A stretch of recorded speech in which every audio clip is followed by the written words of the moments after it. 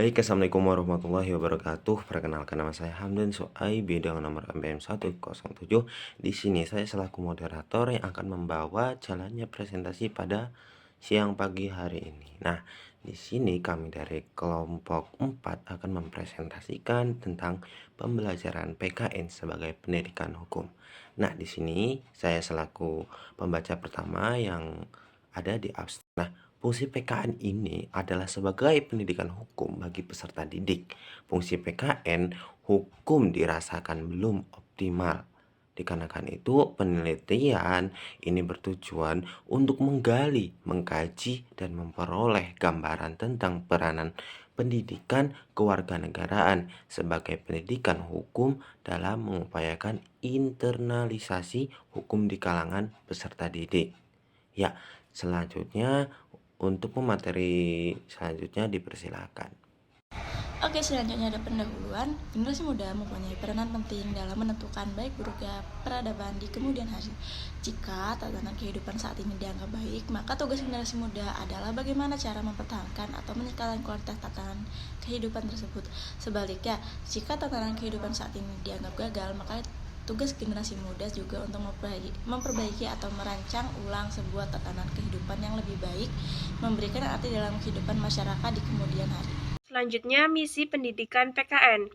Yang pertama, PKN sebagai pendidikan politik. Yang kedua, PKN sebagai pendidikan nilai.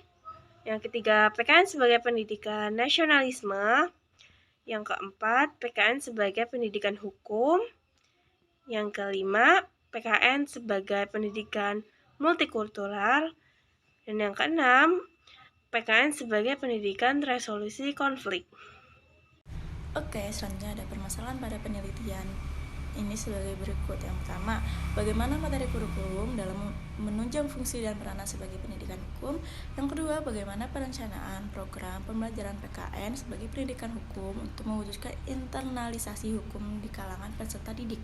Yang ketiga, bagaimana mengimplementasikan perencanaan program pembelajaran PKN sebagai pendidikan hukum untuk mewujudkan internalisasi hukum di kalangan peserta didik. Selanjutnya, permasalahan pada penelitian. Poin keempat, bagaimana peserta didik dapat mengaplikasikan hasil pembelajaran PKN dalam kehidupan sehari-hari dalam rangka menginternalisasikan hukum yang ada dalam kehidupannya. Dan poin kelima, yaitu faktor-faktor apakah yang menjadi penghambat pembelajaran PKN dalam upaya menginternalisasikan hukum di kalangan peserta didik. Selanjutnya, metode penelitian. Penelitian ini menggunakan pendekatan kualitatif dan metode studi kasus. Studi kasus ini merupakan penelitian di mana peneliti di dalamnya menyelidiki secara cermat suatu program, peristiwa, aktivitas, proses, atau sekelompok individu yang dibatasi waktu dan peristiwa. Dalam penelitian ini, teknik pengumpulan data dan informasi yang digunakan meliputi observasi, studi dokumentasi, wawancara, dan studi literatur. Selanjutnya, hasil penelitian. Berdasarkan hasil penelitian mengenai muatan materi pembelajaran PKN yang berkaitan dengan hukum, peneliti dapat menyimpulkan bahwa muatan materi pembelajaran PKN yang diharapkan mampu memberikan informasi tentang hukum-hukum yang berlaku di masyarakat dirasakan masih kurang. Sedikitnya, porsi materi pokok tentang hukum dibanding dengan politik dan ketatanegaraan, alokasi waktu yang tidak proporsional, dan dominasinya penyampaiannya formal konten menyebabkan pendidikan kewarganegaraan ini belum dirasakan fungsinya sebagai pendidikan hukum. Sehingga tingkat pemahaman peserta didik terhadap hukum belum berlaku dalam masyarakat dan masih sangat jauh dari harapan. Nah, jadi kesimpulannya, materi pembelajaran PKN yang diharapkan mampu memberikan informasi tentang hukum-hukum yang berlaku di masyarakat. Karena informasi tentang hukum-hukum yang berlaku di masyarakat dirasakan masih kurang.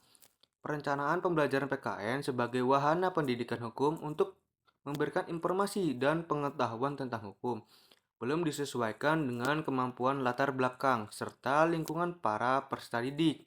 Nah, pembelajaran PKN yang diberikan oleh guru juga cenderung didominasi oleh ceramah, tanya jawab, dan diskusi.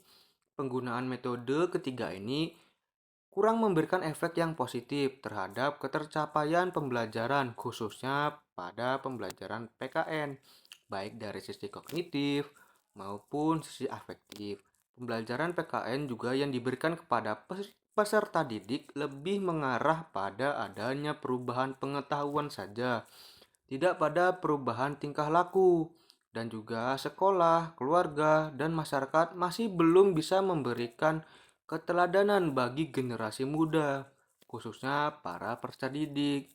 Nah, usaha yang dilakukan oleh pihak sekolah, baik kepala sekolah, guru, dan karyawan, masih jauh dari harapan.